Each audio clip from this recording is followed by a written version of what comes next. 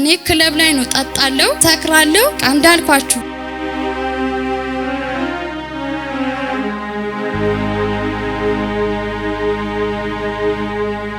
እንደ ወንድ እስከ 3 ሰዓት ምሽቼ 3 ሰዓት ተኩል 4 ሰዓት አዲስ አበባ የደረስኩበት ቀን አስታውሳለሁ። እኔና ቤተሰቦቼ ልክ የአላዛርን ሞት እነ ማርታ ቁጭ ብለው እንዳለቀሱ የኔን ነገር ቁጭ ብለን እኔና እህቴ ያልቅሰን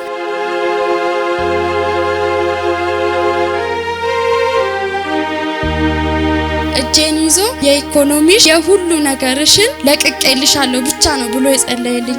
2 ቀን በሳምንት ተቀጥቼ ልግባ ብዙ ነገር በቃ በህይወቴ ሊሳካልኝ ያልተቻለ ለዚህ ነው ወይ አምላኬን ያንተንም ማገለግለው እንዲህ ነው እንደኔን የምታሳፍረኝ? የኢኮኖሚ እድገት ለሚቀጡኝ ቀጪ ለሚንቁ የምንቅ ሰው ሆኜ ግን እባካችሁ ለራሳችሁ እንደኔ መዳን ከፈለጋችሁ ኑና ተማሩ።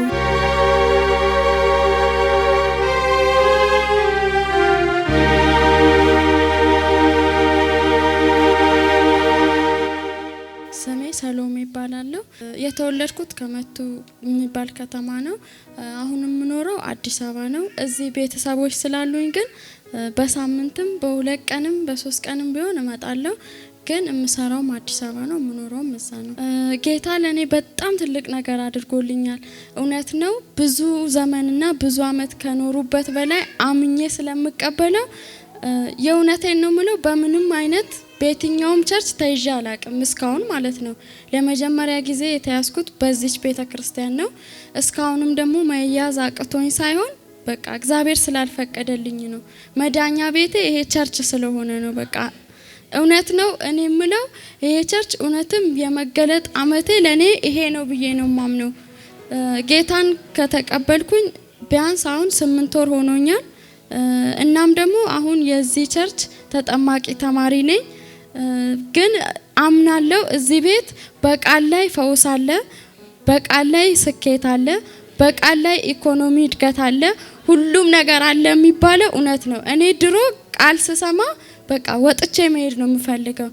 መንፈስ ቅዱስ በፊት እኔ በመንፈስ ቅዱስ ሰዎች ሲመሉ እንዴ ምንድነው እንደዚህ የሚያረጋቸው እስከ ማለት ደርሻ ቃለሁ ሳላውቀው በፊት ማለት ነው።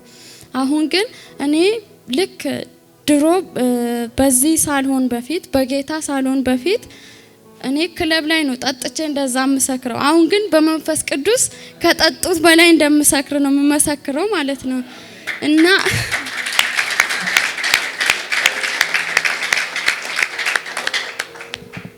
እውነቴን ነው ምለው ከ8 ወር ከ9 ወር በፊት እኔ ክለብ ጠጣለሁ፣ እሰክራለሁ። ልክ አሁን መንፈስ ቅዱስ እንደሚያሰክረኝ በመጠጥ ሰክር ነበር። የትኛው መስከር ነው ውጤት ያለው ብዬ ሳስበው ግን ዛሬ የመንፈስ ቅዱስ እንደሆነ አምኛለሁ። እና መንፈስ ቅዱስ አለ በዚህ ቤት ሲባል ውሸት የሚመስለው ብዙ ሰው ሊኖር ይችላል። ግን ከምንም የሚበልጥ ከማንም የሚበልጥ መንፈስ ቅዱስ በእኛ ቸርች ስላለ እባካችሁን በዚህ ቸርች ያለው መንፈስ ቅዱስ ለኔ ብዙ ነገርን አድርጎልኛል። ምክንያቱም እዚህ ጋር ብዙ ነገር በውስጤ አምኜ ይሳካልኛል ብዬ በቤቴ ያመንኩት ነገር እኔ ሳይጸለይልኝ አጸልያለሁ ብዬ ያሰብኩ ገና ሳልጠየቅ የተሳካልኝ ብዙ ነገር አለ ከእምነቴ የተነሳ ማለት ነው። እና ደግሞ ባለፈው 15 ቀን እሁድ ማታ ፕሮግራም ነበረን እና የረፍቴ ቀን ስለነበረ በአጋጣሚ ተካፍየው ነበረ። የዛን ቀን እኔ ምንም ነገር ጸልይልኝ አላልኩትም ሐዋርያውን። እና እዚህ ጋር በቃ እንዳልኳችሁ በዛን ጊዜ በመጠጥ ስሰክር እንደነበረ አይነት ስሜት በመንፈስ ቅዱስ ሰክሬ ባለውበት ሰዓት መጣርቶኝ እጅ ጭኖ ዘይት እጅ ቀብቶ ግንባሬ ላይ እጁን ጭኖ እጄን ይዞ የኢኮኖሚሽ የሁሉ ነገርሽን በዚህ ቤት መንፈስ ቅዱስ እንደዚህ ባደረገሽ ለቅቄልሻለሁ ብቻ ነው ብሎ የጸለየልኝ።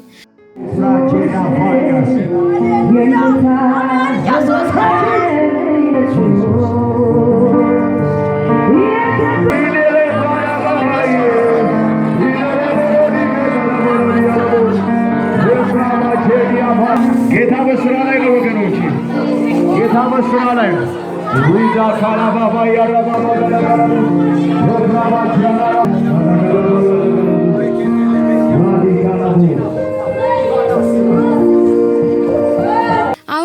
እግዚአብሔር የተመሰገነ ይሁን። እኔ አምናለሁ በዛኑኑ ቀን ማግስት ሲሄድ የሚያዙኝ ሰዎች ላይ አዛዥ ሆኜ በኢኮኖሚ ትልቅ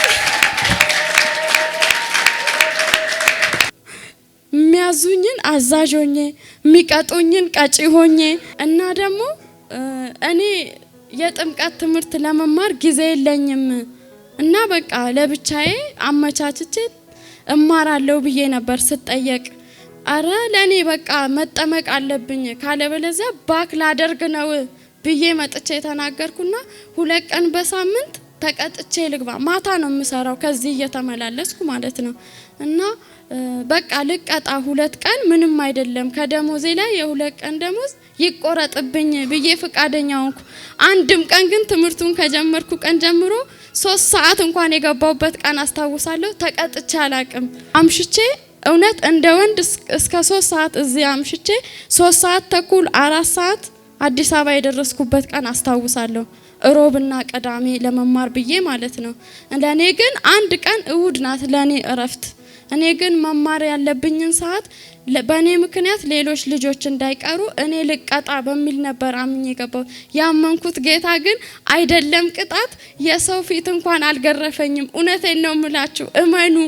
እና ደግሞ ብዙ ነገር በቃ በህይወቴ ሊሳካልኝ ያልተቻለ የተዘጋ ዶሴ በዚህ ቤት ሳይጸለይልኝ ገና ይጸለይልኛል እናገራለሁ ብዬ በውስጤ ያስኩት አምኜ እንደዚህ ስላልኩ ብቻ ይሆናል ብዬ ስላሰብኩኝ ብቻ የተዘጋ ዶሴ በጣም እምገረምበት እኔና ቤተሰቦቼ በቃ ልክ ያላዛርን ሞት እና ማርታ ቁጭ ብለው እንዳለቀሱ የኔን ነገር ቁጭ ብለን እኔና እህቴ ያልቅሰን በዚህ ቤተክርስቲያን ድንቅ ስራ እኔ 3ኛ ዓመት ተመራቂ ተማሪ ሆኜ ኤንጂ ተብዬ ከትምህርት ቤት ተባረሬ ወደ ቤቴ ገብቼ አልቅሼ ለዚህ ነው ወይ አምላኬን አንተን ማገለግለው እንዲህ ነው እንደኔን የምታሳፍረኝ ብዬ እሱ ግን አላሳፈረኝም።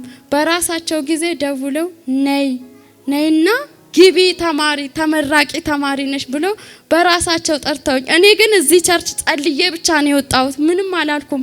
ማንም እጅ ጭኖ አልጸለየልኝም። በውስጤ ግን እምነት ነበረኝ እንዲጸለይልኝ እናገራለሁ ለመንፈሳዊ አባቴ እናገራለሁ ያልኩ ነበር።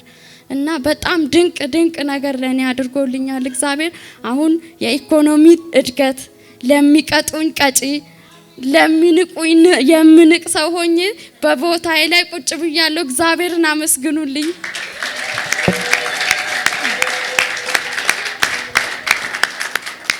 ማስተላለፍ የምፈልገው ነገር በዚህ ቤት ያለው ጸጋ በየትኛውም ቤት እንደሌለ እመኑ። ስለዚህ የመጣችሁ ተጠማቂ ተማሪዎችም ፋውንዴሽን ተማሪዎችም ሁላችሁም ጀነራሊ ሁሉ ነገር መናገር የምፈልገው እዚህ ጋር መንፈስ ቅዱስም ቃልም እዚህ ቤት ያለው ነገር ሁሉ ትክክል ነውና እባካችሁ ለነሱ ወይም ለቤተክርስቲያኑ እኛ ስለሌለን የሚቀር አይደለም። ግን እባካችሁ ለራሳችሁ እንደኔ መዳን ከፈለጋችሁ ኑና ተማሩ። ይህንን ቪዲዮ ስለተከታተላችሁ እናመሰግናለን። ሌሎች የምንለቃቸውን ቪዲዮዎች በፍጥነት እንዲደርሱ ከታች ያለውን የሰብስክራይብ በተን እንዲሁም የደውል ምልክቱን በመጫን ቤተሰብ መሆን የሚችሉ መሆኑን በትህትና እንገልጻለን።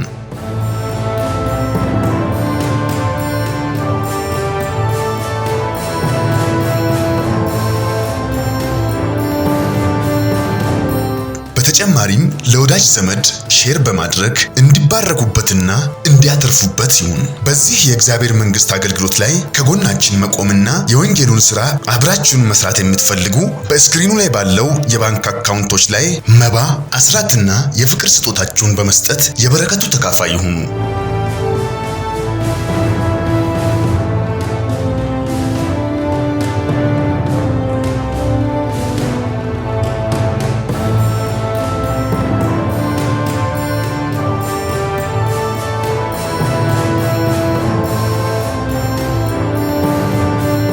ቮይስ ኦፍ ጋድ ቲቪ ወርልድ ዋይድ ትክክለኛ የለውጥ ድምጽ።